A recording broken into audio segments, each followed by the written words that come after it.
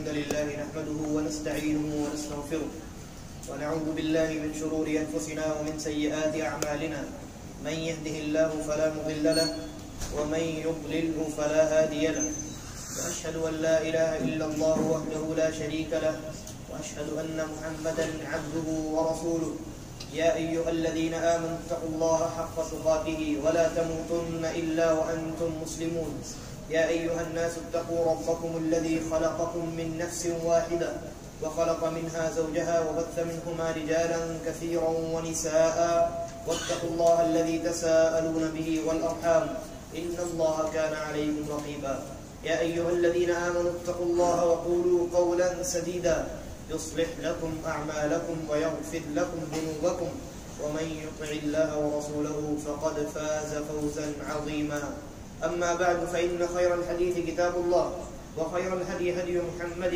صلى الله عليه وسلم وشر الأمور محدثاتها وكل محدثة بدعة وكل بدعة ضلالة وكل ضلالة في النار. قال ربنا عز وجل في كتابه المحكم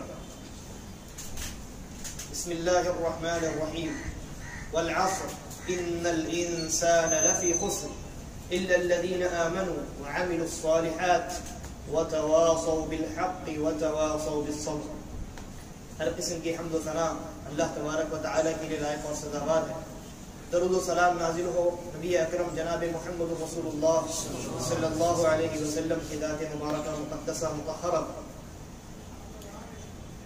خطبہ مسنونہ کے بعد قرآن مقدس کی ایک بہت چھوٹی سی سورہ آپ کے سامنے تلاوت کی گئی جسے ہم سورۃ العصر کے نام سے جانتے اور پڑھتے ہیں. اللہ رب العالمین نے 2 لائن کی اس سورہ میں انسانیت کے نام بہت سارے پیغامات دیے. اس سورہ کی جامعیت کا یہ عالم ہے کہ امام شافعی رحمۃ اللہ علیہ نے فرمایا کہ لو ما انزل اللہ علی خلقہ حجہ الا هذه السورہ لکفتهم، کہ اگر اللہ تبارک و تعالی صرف اسی سورت کو اپنی مخلوقات کے لیے دلیل اور حجت کے طور پر نازل کرتا، یعنی قرآن نازل نہیں ہوتا، صرف یہ سورۃ العصر نازل ہوتی لکفتهم، تو صرف یہ سورہ اللہ کی مخلوقات کے لیے دلیل کے طور پہ کافی تھی. اور یہی وجہ ہے کہ صحابہ کرام رضوان اللہ علیہم اجمعین جب آپس میں ملاقات کرتے تو ان کی ملاقات اس وقت تک ختم نہیں ہوتی جب تک وہ اس سورہ کی تلاوت آپس میں نہ کر لیں. یعنی اس سورہ کو یاد رکھنے کے لیے، اس سورہ کے اندر جو پیغامات ہیں ان کی یاد دہانی کے لیے صحابہ کرام نے یہ معمول بنا لیا تھا کہ جب بھی ملاقات کریں گے، چاہے ملاقات میں جو کچھ بھی بات ہو، مختلف طرح کی بات ہوتی ہے انسان جب دوسرے انسان سے ملتا ہے، لیکن ان کا یہ معمول تھا کہ جب ملاقات ختم ہوگی تو ہم اس سورہ کو پڑھیں گے اور پڑھائیں گے. تفسیر ان کو معلوم تھی، اللہ کے نبی صلی اللہ علیہ وسلم سے سورۃ العصر کے پیغامات اور اس کے اسباق کو انہوں نے یاد کر لیا تھا، سیکھ لیا تھا. یاد دہانی کے لیے انہوں نے یہ معمول بنا لیا تھا کہ جب بھی ہم ملاقات کریں گے تو ملاقات ختم ہونے سے پہلے، ایک دوسرے سے جدا ہونے سے پہلے سورۃ العصر کو ایک مرتبہ ضرور پڑھ لیں، تاکہ جو پیغام اللہ نے سورۃ العصر کے اندر دیا ہے وہ ہمارے ذہنوں میں بیٹھ جائے اور ہم اسے بھولنے نہ پائیں. اور اللہ رب العالمین کا وہ فرمان آپ کو معلوم ہے، فذکر فإن الذکریٰ تنفع المؤمنین، کہ نصیحت کیجئے، یاد کیجئے، یاد دلائیے، اس لیے کہ یاد دلانا یہ مومنوں کو نفع پہنچاتا ہے، مومنوں کے لیے یہ فائدے کا باعث ہوتا ہے. تو یہ اس سورہ کی فضیلت ہے. اب آئیے اس سورہ کے اندر اللہ رب العالمین نے کن پیغامات کو بنی نوع انسان تک پہنچایا ہے ہم اس پر ایک نظر ڈالتے ہیں. پہلے اس سورہ کا سیدھا سادہ ترجمہ پیش کرتا ہوں. اللہ رب العالمین نے ارشاد فرمایا والعصر، اور قسم ہے زمانے کی. اس کے بعد کہا ان الانسان لفی خسر، بے شک انسان یقینی طور پہ نقصان اور خسارے میں، الا الذین آمنوا، آگے آ کے بیٹھ جائیے، جو جگہ خالی ہو اس کو پر کر دیجیے، پیچھے لوگ آ رہے ہیں، آگے آ جائیے، جگہ خالی پر کر دیجیے اس پہ۔ کہا الا الذین آمنوا، خسارے اور نقصان سے بچنے والے کون لوگ ہیں؟ وہ لوگ ہیں جن لوگوں نے ایمان لایا اور وعملوا الصالحات، اور نیک اعمال کو انجام دیا، وتواصوا بالحق، اور آپس میں ایک دوسرے کو حق کی وصیت کرتے رہے، وتواصوا بالصبر، اور آپس میں ایک دوسرے کو صبر کی وصیت کرتے رہے۔ اللہ رب العالمین نے ارشاد فرمایا والعصر، اور قسم ہے زمانے کی۔ زمانہ کس کو کہتے ہیں؟ زمانہ وقت ہے جس میں ہم اور آپ زندگی گزارتے ہیں، جس میں دن و رات ہوتا ہے، جس میں مختلف مواسم ہوتے ہیں، کبھی سردی ہوتی ہے، کبھی گرمی ہوتی ہے، اور اسی کے درمیان ہم اور آپ زندگی گزارتے ہیں۔ یعنی ہماری زندگی کی جو گاڑی ہے وہ اسی زمانے کے اندر چلتی ہے، اس سے باہر نہیں نکل سکتی۔ گویا یہ جو زمانہ ہے یہ انسان کی زندگی سے بہت گہرا تعلق رکھتا ہے۔ زمانے میں معمولی سا رد و بدل انسان کی زندگی پر اثر انداز ہوتا ہے، اسی لیے اللہ رب العالمین نے زمانے کی یہاں قسم کھائی، اور اللہ کسی چیز کی قسم کھائے یہ بے فائدہ نہیں ہوتا۔ اللہ تبارک و تعالی جس چیز کی قسم کھاتا ہے در حقیقت وہ چیز بہت زیادہ اہمیت کے حامل ہوتی ہے، اور یہ جو زمانہ ہے یہ اللہ کی مخلوقات میں سے ایک مخلوق ہے۔ اللہ رب العالمین نے یہاں زمانے کی قسم کھائی ہے، گویا اپنے مخلوقات میں سے ایک مخلوق کی قسم کھائی، اور اللہ رب العالمین کے لیے جائز کہ وہ اپنی مخلوقات میں سے جس کی چاہے قسم کھائے، اس لیے کہ مقصد یہ ہوتا ہے کہ انسان کو یہ احساس دلایا جائے کہ جس چیز کی قسم کھائی گئی ہے وہ چیز تمہاری زندگی میں بہت زیادہ اہمیت کی حامل ہے۔ یہی وجہ ہے اللہ رب العالمین نے مختلف مقامات پر مختلف مخلوقات کی قسمیں کھائی ہیں، جیسے کہا والتین، قسم ہے انجیر کی، والزیتون، اور قسم ہے زیتون کی۔ زیتون ایک درخت ہوتا ہے، اس کے بہت سارے مختلف فوائد ہیں۔ وطور سینین، پہاڑ کا نام، وہذا البلد الامین، اور مکہ مکرمہ کی بات ہو رہی ہے، اور قسم ہے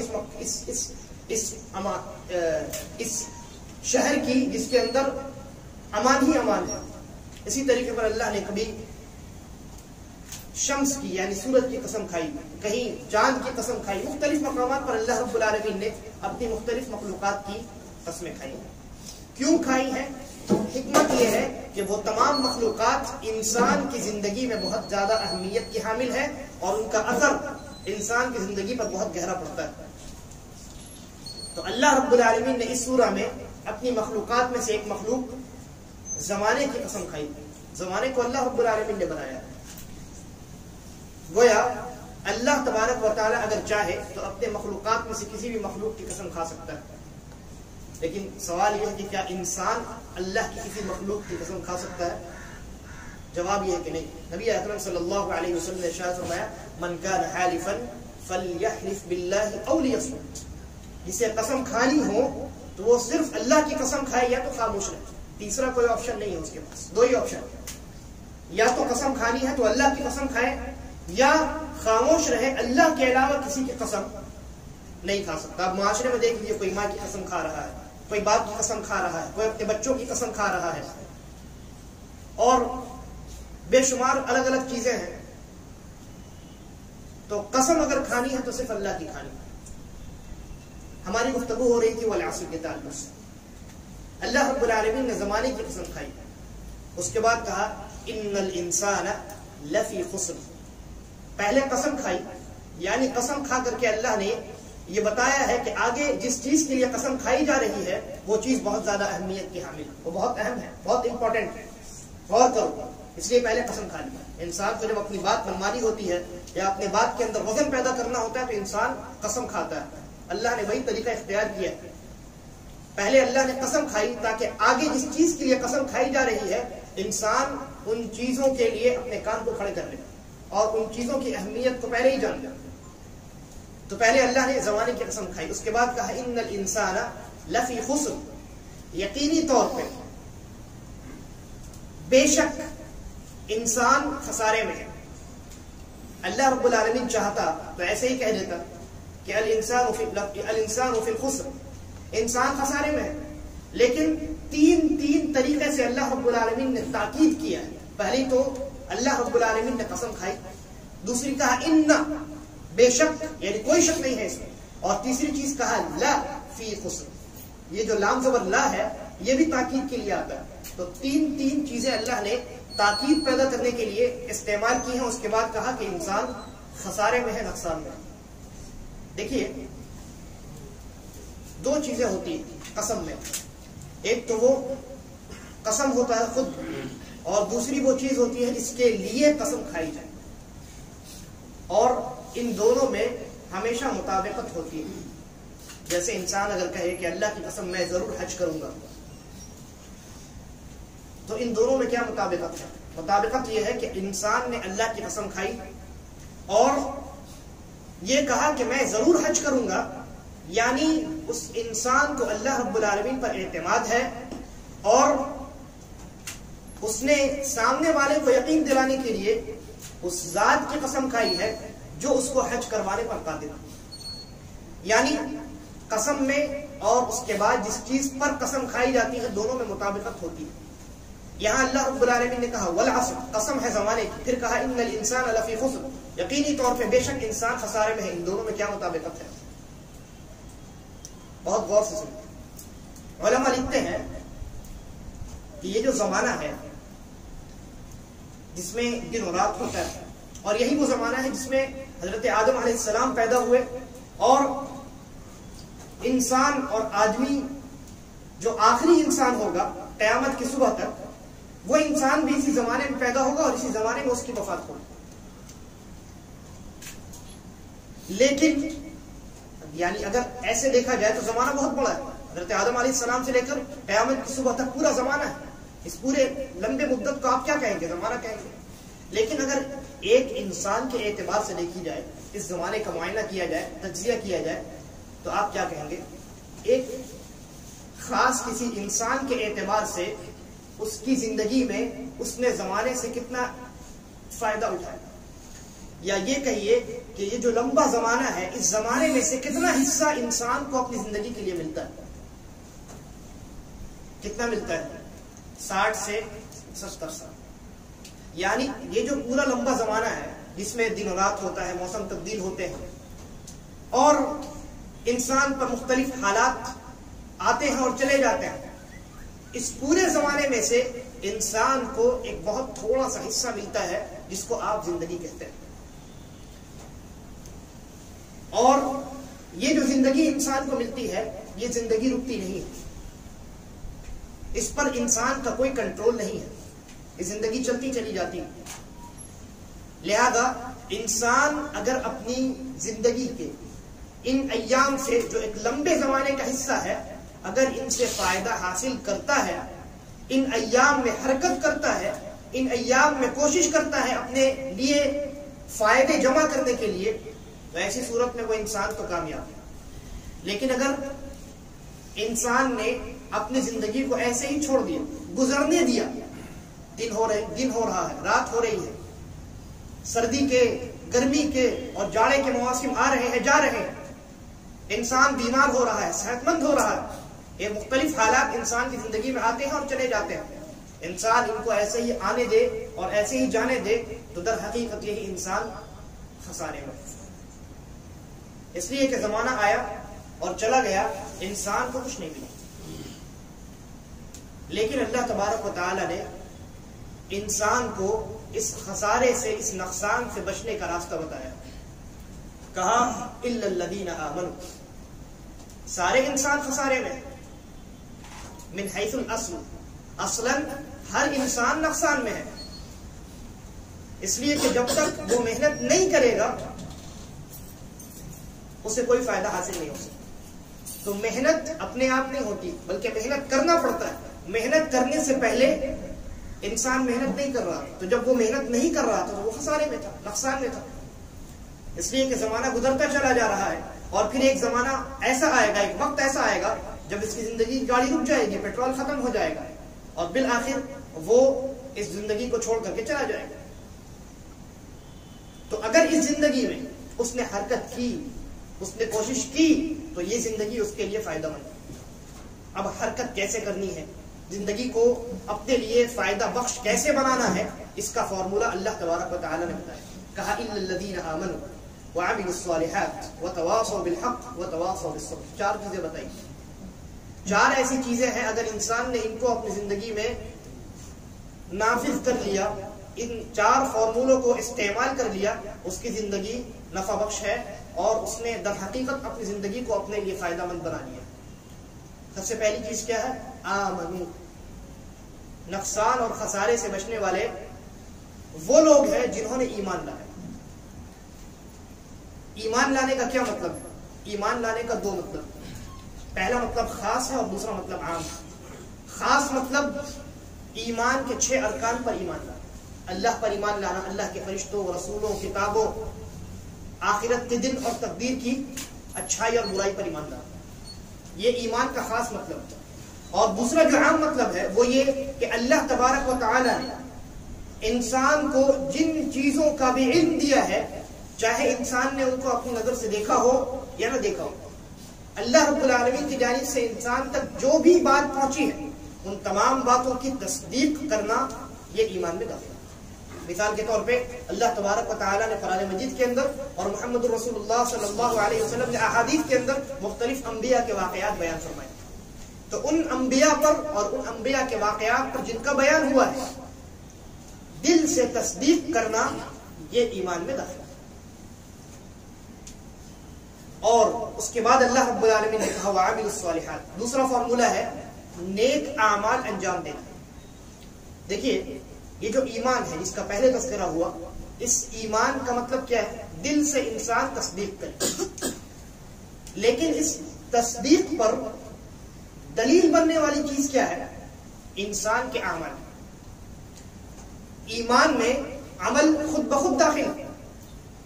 اگر کوئی انسان ایمان رکھتا ہے اور اعمال سے اپنے اس ایمان پر دلیل پیش نہیں کرتا ہے تو اس کے ایمان کا کوئی فائدہ نہیں. اور اگر اسی طریقے پر کوئی انسان اعمال بہت انجام دیتا ہے، ایمان نہیں ہے، تو اس کے اس عمل کا کوئی فائدہ نہیں. مثال کے طور پہ ہمارے وہ لوگ جو ایماندار نہیں ہیں، جو غیر مسلم ہیں، اللہ پر ایمان نہیں رکھتے، 6 ارکان پر ایمان نہیں رکھتے، کسی بھی چیز پر شریعت کے ایمان نہیں رکھتے، کیا وہ اعمال انجام نہیں دیتے؟ اعمال انجام دیتے ہیں نا. وہ بھی تو عبادت کرتے ہیں، وہ بھی صدقات و خیرات کرتے ہیں، وہ بھی روزے رکھتے ہیں، لیکن ان کے اس عمل کا کوئی فائدہ ہے نہیں. کیوں؟ اس لیے کہ ایمان نہیں ہے. لہذا ایمان اور عمل ان دونوں میں بہت گہرا تعلق ہے. دونوں ایک ساتھ موجود ہونے چاہیے. اگر صرف ایمان ہے تو اس ایمان کا کوئی فائدہ نہیں، اس لیے کہ اس پر دلیل بننے والی چیز عمل موجود نہیں. اگر صرف عمل ہے، ایمان نہیں ہے، تو اس عمل کا کوئی اعتبار نہیں، اس لیے کہ وہ عمل بیکار ہے. اس عمل کے ویلڈ ہونے کے لیے ایمان کا ہونا ضروری ہے. تو اللہ رب العالمین نے کہا اِلَّا الَّذِينَ آمَنُوا، سوائے ان لوگوں کے جنہوں نے ایمان لایا اور اعمال صالحات کو انجام دیا. اچھا، دوسرا نقطہ یہ ہے، اللہ نے یہ نہیں کہا کہ اِلَّا الَّذِينَ آمَنُوا وَعَمِلُوا، کہ جنہوں نے ایمان لایا اور عمل کیے، بلکہ کہا وَعَمِلُوا الصَّالِحَاتِ، نیک اعمال جنہوں نے انجام دیے. اس لیے کہ جیسا کہ ابھی میں نے بتایا کہ اعمال تو غیر مسلمین بھی انجام دیتے ہیں، لیکن ان کا عمل صالح نہیں ہوتا. اللہ تبارک و تعالی نے صالح عمل کا مطالبہ کیا. ہر عمل اللہ رب العالمین کے یہاں مقبول نہیں ہے. اور صالح عمل کون سا ہے؟ عمل کے صالح ہونے کے لیے 2 شرطیں. پہلی شرط یہ ہے کہ وہ عمل خالص اللہ تبارک و تعالی کے لیے ہونا چاہیے، کسی اور کے لیے نہیں ہونی چاہیے. اگر آپ نماز پڑھ رہے ہیں، وہ نماز صرف اللہ کو راضی کرنے کے لیے ہونی چاہیے. اگر وہ نماز کسی کو دکھانے کے لیے ہے، ایمان کی عمل کے قبول ہونے کی یہ شرط نہیں پائی جائے، لہذا وہ عمل آپ کا بیکار ہو جائے. تو پہلی شرط یہ ہے کہ وہ عمل خالص اللہ کو راضی کرنے کی نیت سے انجام دی جائے. اور عمل کی قبولیت کی دوسری شرط کیا ہے؟ دوسری شرط ہے کہ وہ عمل انسان ویسے ہی انجام دے کہ جیسے اللہ رب العالمین نے اس عمل کو انجام دینے کا حکم دیا ہے. کیوں؟ اس لیے کہ عمل صالح کا مطلب یہ ہوتا ہے کہ اس عمل کو اللہ رب العالمین پسند کرتا ہے اور اس عمل کو انجام دینے پر اللہ رب العالمین اجر و ثواب دیتا ہے۔ اب سوال یہ ہے کہ اجر و ثواب جب اللہ دیتا ہے تو وہی نہ بتائے گا کہ یہ عمل ہے جس پر میں اجر و ثواب دوں گا اور یہ عمل ہے جس پر میں اجر و ثواب نہیں دوں گا۔ کوئی انسان کھڑا ہو کر کے یہ کہے کہ یہ عمل صالح ہے، وہ یہ کہنا چاہ رہا ہے کہ یہ عمل ایسا ہے جس پر اللہ اجر و ثواب دے گا۔ سوال یہ ہے کہ اس انسان کو اس بات کی خبر کس نے دی کہ یہ عمل صالح ہے جس پر اللہ اجر و ثواب دے گا اور جس عمل کو اللہ پسند کرتا ہے؟ خبر تو ایک ہی ذریعے سے آ سکتی ہے، اور وہ ذریعہ خود اللہ تبارک و تعالی ہے۔ یا تو اللہ قرآن میں اس عمل کو، اس کام کو عمل صالح قرار دے، یا اپنے نبی کے ذریعے سے خبر دے کہ یہ جو عمل ہے یہ عمل نیک ہے، صالح ہے، میں اس کو پسند کرتا ہوں اور اس کے انجام دینے والے کو اجر و ثواب سے اجر و ثواب عطا کروں۔ تو عمل کی قبولیت کے یہ دو شرائط یاد رکھیں۔ پہلی شرط وہ عمل خالص اللہ کو راضی کرنے کے لیے ہونا چاہیے، اور دوسری شرط اس عمل میں اللہ رب العالمین نے اس عمل کو انسان اللہ رب العالمین کے بتلائے ہوئے طریقے پر انجام دے۔ اور ظاہر سی بات ہے یہ طریقہ ہمیں محمد رسول اللہ صلی اللہ علیہ وسلم کے ذریعے سے ہی حاصل ہو سکتا ہے۔ اسی لیے جمعہ کے خطبے میں کیا کہا جاتا ہے؟ فَإِنَّ خَيْرَ الْحَدِيثِ كِتَابُ اللَّهِ وَخَيْرَ الْهَدْيِ هَدْيُ مُحَمَّدٍ صلی اللہ علیہ وسلم، کہ بہترین طریقہ کس کا طریقہ ہے؟ محمد رسول اللہ صلی اللہ علیہ وسلم کا طریقہ ہے۔ لہذا وہ عمل جو اللہ کے رسول صلی اللہ علیہ وسلم کے طریقے پر نہیں ہے، گرچہ وہ عمل دیکھنے میں بہت اچھا معلوم ہو، اس عمل کے انجام دینے والے انسان کی نیت بہت نیک اور صاف ہو، لیکن وہ عمل صالح بن سکتا ہے؟ نہیں بن سکتا۔ تو یہ دو چیزیں ہو گئی۔ تیسری چیز اللہ رب العالمین نے کہا وَعَمِلُوا الصَّالِحَاتِ وَتَوَاصَوْا بِالْحَقِّ، اور آپس میں حق کی انسان وصیت کرے۔ مفسرین نے حق کے دو معنی بیان کیے، ایک معنی خاص ہے، دوسرا معنی عام ہے۔ خاص معنی ہے یہاں حق سے مراد ایمان اور عمل صالح ہے۔ انسان ایک دوسرے کو ایمان اور عمل صالح کی وصیت کرتا رہے، کسی کے ایمان میں خرابی دیکھے وہاں اس کی اصلاح کرے، اور کسی کے عمل میں خرابی دیکھے وہاں اس کی اصلاح کرے، چاہے عمل میں خرابی عمل کو چھوڑنے کی صورت میں ہو یا عمل میں خرابی اپنی طرف سے عمل کو انجام دینے کی صورت میں۔ تو آپس میں ایک دوسرے کو ایمان اور عمل صالح کی وصیت کرنا۔ اور دوسرا معنی جو عام ہے حق کا وہ یہ ہے کہ انسان ایک دوسرے کو شریعت کی بتلائی ہوئی ہر وہ چیز جس کے کرنے کا حکم دیا گیا ہے اس کام کے کرنے کا حکم دے، اس کام کے کرنے کی تلقین کرے، اور جن چیزوں سے اللہ نے منع کیا ہے ان چیزوں کو انجام دینے سے خود بھی رکے، اور ساتھ ساتھ دوسروں کو بھی ان چیزوں سے روکنے کی تلقین کرتا رہے۔ اس کے بعد کہا وَتَوَاصَوْا بِالصَّبْرِ، اور چوتھی جو چیز ہے، چوتھا فارمولہ ہے جو نقصان سے اور خسارے سے انسان کو بچا سکتا ہے، وہ یہ ہے کہ انسان آپس میں ایک دوسرے کو صبر کی وصیت کرے، خود بھی صبر کرے اور دوسروں کو بھی صبر کی وصیت کرے۔ صبر کی 3 قسمیں ہیں، یاد رکھیں۔ صبر 3 طریقوں سے کیا جاتا ہے۔ صبر کا مطلب ہوتا ہے اپنے آپ کو روک کر رکھنا، اور اپنے آپ کو 3 طریقوں سے روکا جا سکتا ہے۔ پہلا طریقہ، انسان اپنے آپ کو مصیبتوں پر، مشکلات اور پریشانیوں پر اللہ رب العالمین کے خلاف زبان شکایت دراز کرنے سے روک کر رکھے، چاہے وہ زبان سے ہو یا اس کے اعضاء و جوارح سے۔ ایک عورت اپنے بیٹے کے قبر پر بیٹھی رو رہی تھی، نبی اکرم صلی اللہ علیہ وسلم کا گزر وہاں سے ہوا، آپ نے کہا کہ صبر کرو۔ اس عورت نے پیچھے مڑ کر دیکھا نہیں، پہچانی کہ اللہ کے رسول ہے، کہا کہ جس پر ہوتا ہے وہی بیتتا ہے، اپنے کام سے کام رکھیے۔ اللہ کے نبی صلی اللہ علیہ وسلم آگے بڑھ گئے، لوگوں نے بتایا پتا ہے کون تھے؟ نبی اکرم صلی اللہ علیہ وسلم تھے۔ عورت دوڑے دوڑے اللہ کے نبی صلی اللہ علیہ وسلم کے گھر پہنچ گئی، کہا کہ اللہ کے رسول میں نے آپ کو پہچانا نہیں۔ گویا اب وہ اعتراف کر رہی ہے اور اب وہ یہ کہنے لگی ہے کہ میں اب صبر کرتی ہوں۔ اللہ کے نبی صلی اللہ علیہ وسلم نے کہا ان الصبر عند الصدمۃ الاولى، جب مصیبت نئی نئی نازل ہوتی ہے اس وقت کے صبر کا اعتبار ہے۔ 2 دن 3 دن 1 مہینے کے بعد تو انسان کو خود صبر آ جاتا ہے۔ کون 1 مہینے اور 1 سال کے بعد اپنے ابا کو یاد کرتا ہے؟ لیکن جب انتقال ہوتا ہے اس وقت انسان اپنے آپ کو کنٹرول میں رکھے، اللہ کے خلاف زبان شکایت دراز نہ کرے، اپنے اعضاء و جوارح سے شکایت اللہ رب العالمین کے خلاف نہ کرے، اس کو صبر کہتے ہیں۔ اور صبر کی دوسری قسم ہے اللہ کی اطاعت پر صبر کرنا۔ اللہ کی اطاعت پر صبر کرنا یعنی اپنے نفس کو اس اطاعت پر جمع کر رکھنا کہ مجھے یہ نیک عمل کرنا ہے تو کرنا ہے، مشقتیں ہیں برداشت کرنی ہے، اللہ اس کا اجر و ثواب عطا کرے۔